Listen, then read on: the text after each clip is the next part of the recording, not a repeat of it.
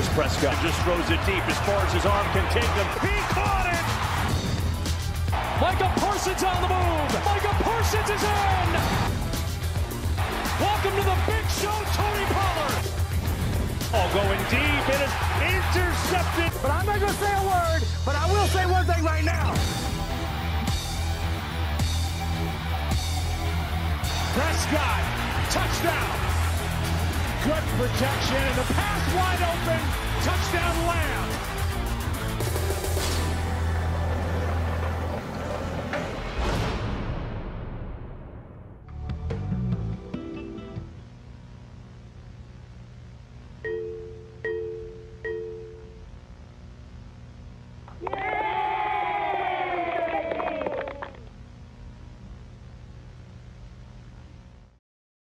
Well, hello there, ladies and gentlemen. Welcome back to the channel. It's Space Cowboy here with another video for you guys here today, and we have to talk about the two names that were not there to start training camp because they were on the PUP list and the non-football injury list. The first of those names being Jourdan Lewis, the second is Luke Schoonmaker. We're going to go through both of these names, talk about, the impact of them not being there. Is it a big deal? But also, what does it mean for them? We're going to get through all that in today's video. So, to start off with Jourdan Lewis. Jourdan Lewis is a guy that's been a productive player for the Cowboys since 2017. Is he a superstar caliber player? No, but he has been a key contributor in the Cowboys defense for quite some time. And, that's something that the Cowboys really needed last year, especially when he got hurt. Because when he was out, this Cowboys secondary started to kind of flutter. And then on top of that, when you lost Anthony Brown, just all bets were off. But you were able to see how DaRon Bland came into form, Israel Mukuamu, that's cool.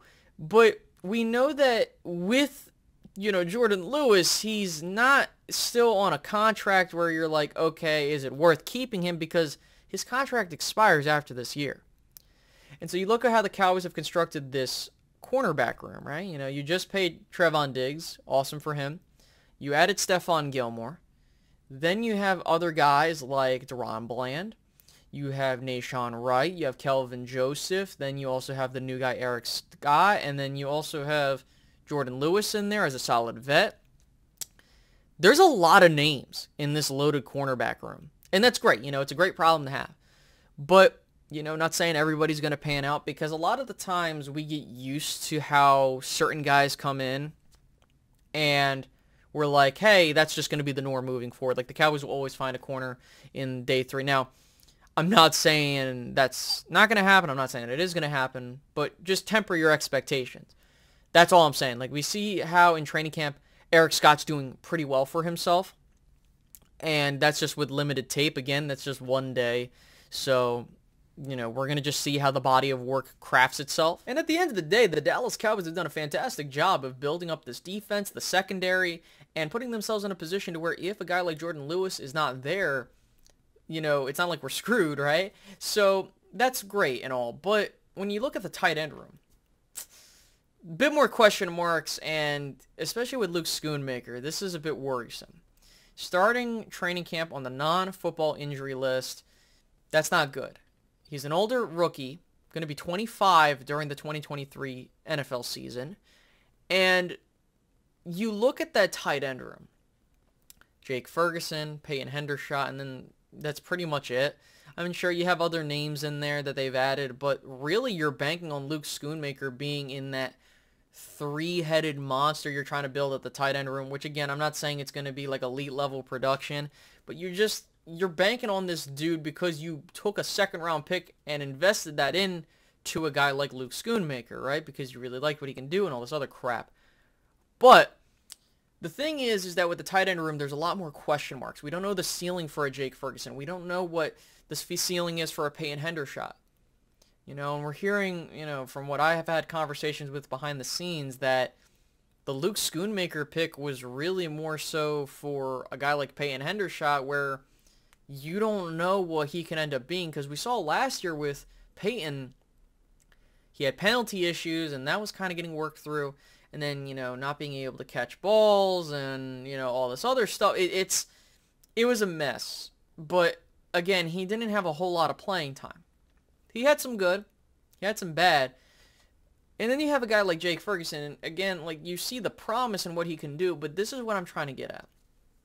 You don't know what you have in these guys in terms of their ceiling, which is a good thing and a bad thing at the same time, because if these guys are on the level of Dalton Schultz, that's fine and all, right? But if you're like, okay, I need someone that's going to be a bit better than Dalton Schultz and something of that caliber, and you were banking on Luke Schoonmaker being that, that's not a good look that he's not there, because, you know, as an older rookie, and then you missed rookie minicamp, and then on top of that, you are not there to start training camp, and you have to get back up to NFL speed, like, that's going to be hard.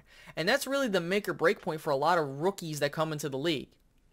You know, and it's not like he has a lot more room to grow, because he's going to be 25, and, you know, not saying that everybody has to be like, oh, at a certain age, this is what they got to look like.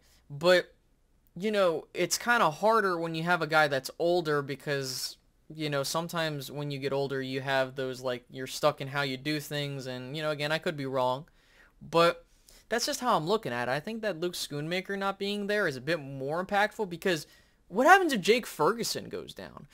Peyton Hendershot goes down, right? You know, you got, what, Sean McEwen, and you're going to have, like, bring someone else in here or something of that caliber? Like, nah, like, we can't be doing that. Like, you know what I mean?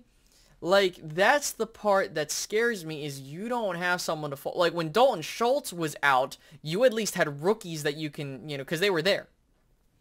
If one of them goes down and Luke Schoonmaker isn't there, or he is there, but he's not what we think he's supposed to be, oh, this is not going to be good for anybody involved. So I'm just calling it how I see it. I hope that Luke Schoonmaker is, you know, quick to get back. But the longer he's not there and he doesn't partake in preseason and all that other stuff, the harder it's going to be for the Dallas Cowboys to integrate him into the offense and get that chemistry built up, because this is the most important time of the year to get ready to go for the regular season. So, you know, I'm not saying the dude's a bust. I think that's ridiculous to say at this point in time, because, again, he could just miss a week and he could be fine. But we got to just put that red flag up and be like, hey, you know what, something's up here. But I'm going to leave it at that, guys. I hope you guys enjoyed this video. I'll catch you guys later as we get more information as it comes out, and we'll just talk about it. So, have a great rest of your day, guys. Goodbye.